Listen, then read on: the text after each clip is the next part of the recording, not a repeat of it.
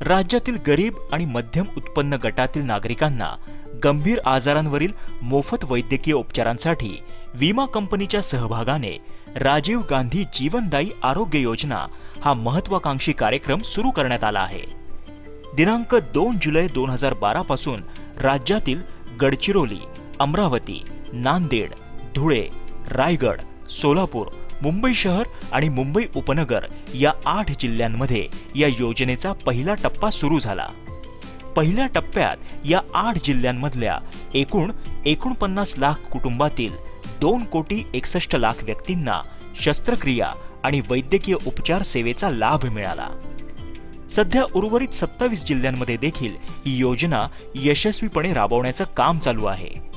संपूर्ण राज्यात एकूण 2 कोटी कुटुंब या योजनेचा लाभ घेऊ शकणार आहेत। वार्षिक 1 लाखांपेक्षा कमी उत्पन्न असलेल्या कुटुंबांना कमाल 1.5 लाख रुपये खर्चाच्या मर्यादेत उपचारांची सोय होणार आहे। किडनी ट्रान्सप्लांट सारख्या उपचारांसाठी 2.5 लाखांपर्यंत खर्चास मंजुरी दिली आहे।